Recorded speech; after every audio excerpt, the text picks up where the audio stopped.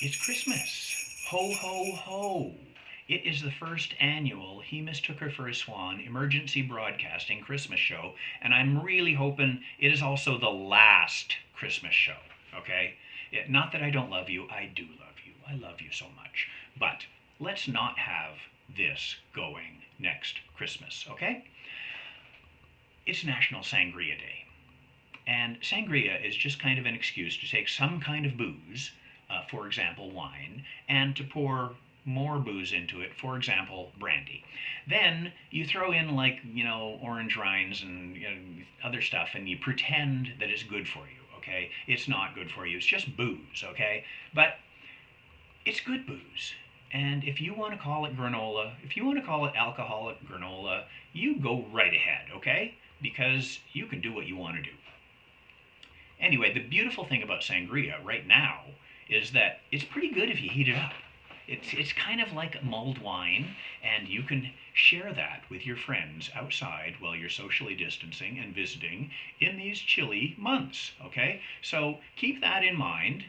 Make a little sangria, warm it up, and, have a couple cups available for your friends when they pop over in the backyard, all right? Or on the porch, or wherever you happen to meet.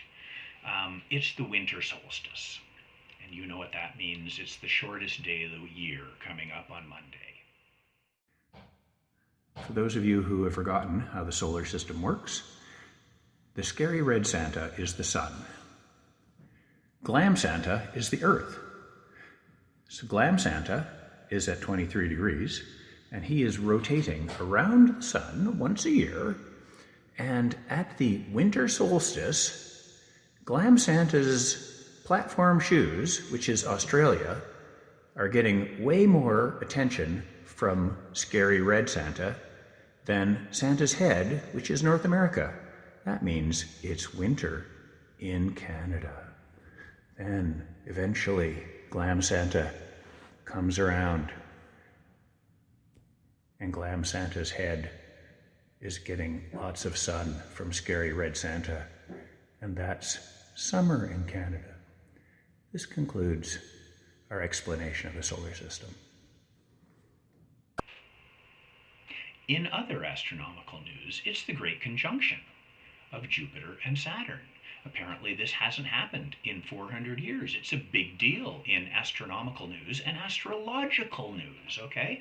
Even 400 years ago, maybe it happened in the day and nobody saw it. So it's probably 800 years since anybody has actually seen Jupiter and Saturn line up like they're going to do on Monday, also the winter solstice. So, things are coming together, baby. It could be an auspicious sign. It could be like good news. It could mean that, everything's going to turn out great and we're going to be okay. Or, maybe it's a bad omen. It's hard to tell. It's hard to tell with Jupiter and Saturn. They're so gassy and big and far away, and they got rings and shit. It's hard to read these people. Hard to read them. It could mean that there's going to be a rain of toads. Maybe it's a good time, to cast a spell on that neighbor that's pissing you off. So anyway, the Great Conjunction is happening on Monday. You can actually see it even in the bright lights of Toronto. Just look kind of to the southwest there. Jupiter's the brightest thing in the sky there, and Saturn's that little smudge just above it. And they're going to line up, and when they do, the toads are going to fall from the sky, possibly, or we'll all be happy. Okay? Now, things that made us happy this week. The Swan Joyride.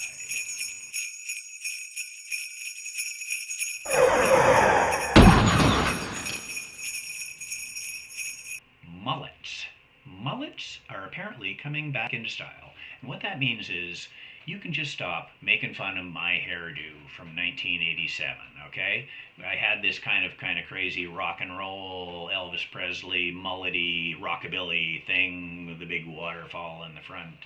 It was a lot of hair, which is much more hair than I have now. Yeah, and it was basically mullety, let's face it. So I have gotten a little grief about the mullet, and basically just knock it off because now they're cool. So shut the fuck up. Apparently now it's gals that are wearing them. I think Miley's got one. And yeah, so I might give up Miley a little call, and we can talk mullets. Um, Stonehenge. Stonehenge is locked down for COVID for the winter solstice. Now, this does not make me happy. This is not like one of the things that made me happy this week. But Stonehenge is kind of like a giant cuckoo clock, and it's right twice a year. So it's right at the winter solstice, and it's right at the summer equinox, right? So at the winter solstice, a bunch of druids show up there, and they put cabbages on their heads, and they prance about like leaping gnomes, and they bang drums, and they have a gay old time, and they wait for the sun to rise, and when it rises, the sun is lined up right between those giant Stonehenge pillars. But not this year, apparently, because they don't want all those druids getting together and infecting one another. So, but what does make me happy is the person complaining about this is there's apparently a head druid, Arthur Pendragon, King Arthur Pendragon, and he's the head druid, and he's ticked off about this, and he thinks that they should be allowed to engage in their religious ceremonies just like anyone else. So, I did not even know that there was a head druid in England who was a living man. So there is Arthur Pendragon, King Arthur Pendragon. All right, so now we know. Now we know something. So good to know. Okay, I need a little moral direction from the Swan world. Okay, so you guys are so much smarter than me. There's this guy in Scotland, okay, and he was over at the Isle of Man.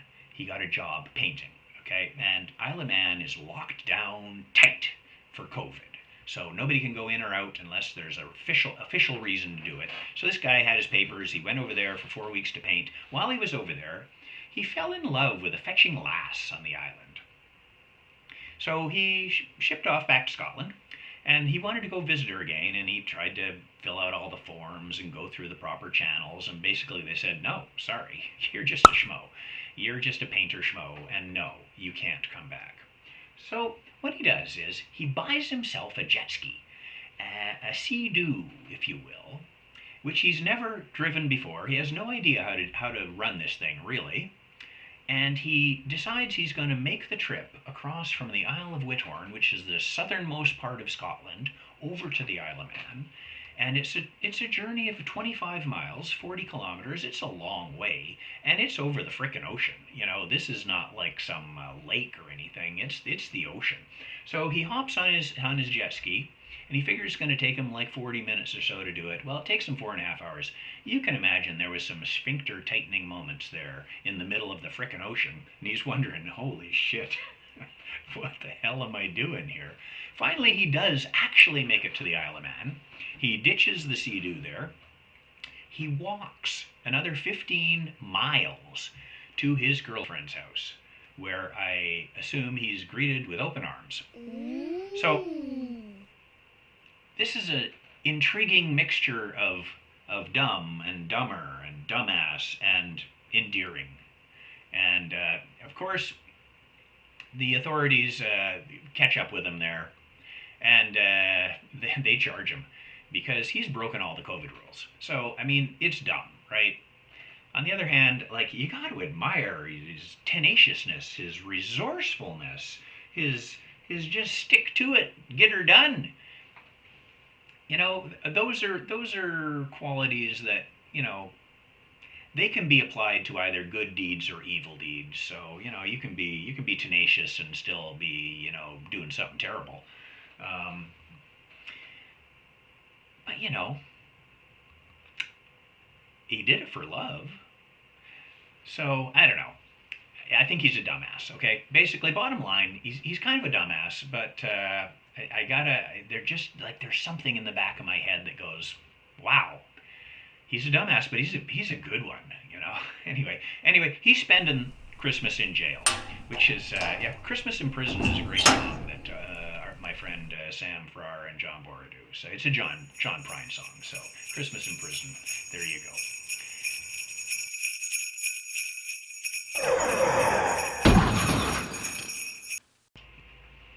So I want to sing you a Christmas carol, and I'm trying to think what's a great Christmas carol that kind of ties in with folk music and all kind of the groovy stuff we've been talking about.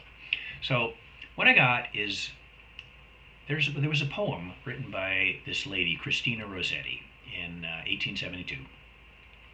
And Christina Rossetti was generally regarded, and is still regarded, as one of the great poets of the English language, and certainly one of the great female poets of the English language. And she wrote this poem in 1872, and she published it under the title of A Christmas Carol. And it's 5 verses, and it's kind of, about the life of Jesus. And it's interesting that it's called, actually, In the Bleak Midwinter. And it starts off in the bleak midwinter a long time ago. So it's kind of interesting that she's taken English weather and transported it into the Middle East, where Jesus was born. But anyway, be that as it may, that's poetic license, and it's her damn right. Okay, so then it talks more about Jesus-y stuff, and it's 5 verses. The thing about it is, In the Bleak Midwinter was also done by our great hero, folk hero from England, Bert Jack. So I kind of learned this version from Bert, but I've changed it up a little bit. I've made it my own a bit, but I'm totally this is derived from Bert's version, which I acknowledge. And when Bert sings it, he's cajoling his other folkies, going, yeah, you guys know this song. Everybody knows this song. And the truth is, in England, everybody knows this song because it is the most popular Christmas carol for choirs. And I think it was voted one of the most popular Christmas carols of all time, up until fairly recently. All the Disney shit is kind of taken over here and there, but this is like an old time English Christmas carol, and many a young lad has been forced to sing this in the boys' choir all around England, all around the Commonwealth, all around the frickin' world. So it is a great choir carol, if that's a word, if that's a phrase.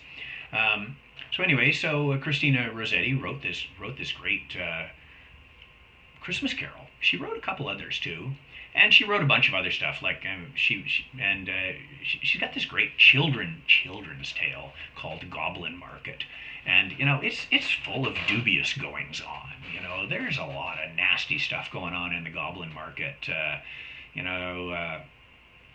You should check it out anyway.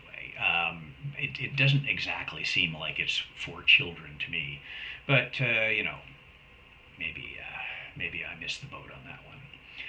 Anyway, Christina wrote this song. One thing I got to say about Christina, she is the sister of the famous poet and painter Gabriel Dante Rossetti, and Gabriel Dante is famous in his own right, of course, but one interesting tale I can tell you about Gabriel Dante Rossetti is that he had a muse, a goddess, which was his wife. He married her, Elizabeth, and he loved her so much. And there's so many paintings where he's like worked her into paintings or talked about her in his poems. The bad thing about her is she was a bit of a laudanum addict, which was a thing in the 1800s in England, I guess. And one day she took a little too much laudanum, possibly on purpose, and she died. So poor Gabriel Dante, he is heartbroken. He's beside himself. So he's got a book of all his poems he's been writing for the last year or so, and he basically takes his book of poems and puts them in the grave with his dead wife, and wraps her red hair around the book of poems, and schmack, lid is shut. Well, you'd think that would be the end of that. Apparently not. A year goes by, and his friends go, "Man, those were good poems. Too bad you don't have them anymore." And Gabriel's going, "Yeah, wow, they were pretty good, weren't they? Too bad I don't have them anymore." What they do is they arrange for an exhumation. they go through all the official channels and they dig up his ex-wife. They do it in the middle of the night just so they don't upset people. There's a big bonfire and there's like officials there, making sure that no funny business goes on, and they dig her up and they take his notebook out with all his poems. And it's all like moldy, and apparently worms have dug through a couple of pages. So anyway, so if you read a Gabriel Dante Rossetti poem, it may have been one of those ones that was in the tomb with his wife for some time and got sort of worm eaten, and then they dug it up again. Anyway, another odd thing about Gabriel and Christina is they formed this artistic movement called the Pre-Raphaelite. That's not easy for me to say. The Pre-Raphaelite Brotherhood. I'm not even sure what that means, but they were they had a distinctive style of painting, and there was a bunch of them, and Gabriel was one of the main guys, but Christina was kind of in there too. And strangely enough, they seem to have gotten really interested in wombats. So, all the pieces are coming together, my sweets, aren't they? I talked about wombats last week. Just, I don't know. I don't know why I talked about wombats. It just happened. Now it turns out, this week I find out that the Pre-Raphaelite Brotherhood guys just love wombats. And there's pictures of them, cartoons, like this. Actually, even the cover of Christina's famous children's book, the Goblin book. There's wombats there. The goblins are depicted as wombats. So, what do you make of that? It's all coming together. Anyway, people, I don't want to drag this on too long. I want to play you In the Bleak Midwinter, and I want to wish you all the best. So you take care, and we will see you next week. Bye. Well, everybody, it's been a crazy year. Who would have thought it'd come to this in March? Anyway, if you do Christmas, Merry Christmas. If you do time off, Merry time off. Whatever you do, be good to yourself. Be good to your friends. For God's sakes, have a bit of fun, eh? I'm going to leave you with an old Christmas carol in the Bleak Midwinter.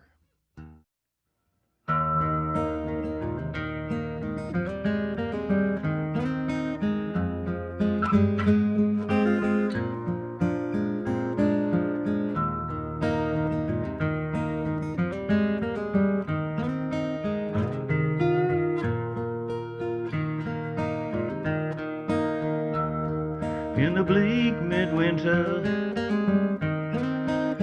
long time ago, earth stood like iron, water stood like stone, snow was falling, snow on snow, snow on snow. Winter, a long time ago.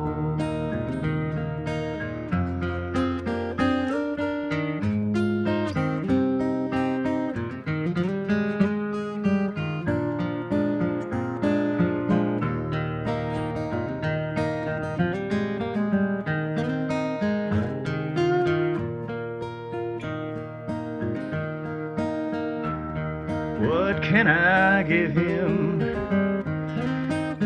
poor as I am? If I were a shepherd, I would give a lamb. And if I were a wise man, I'd do my part. What can I give him? I would give my heart.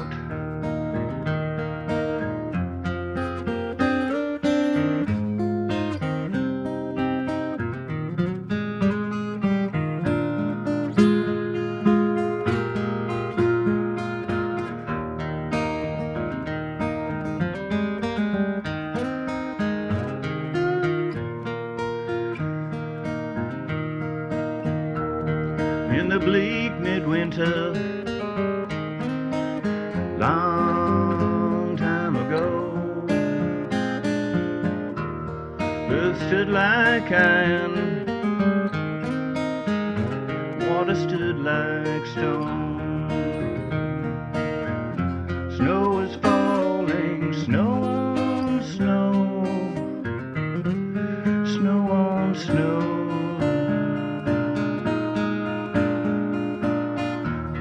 In the bleak midwinter,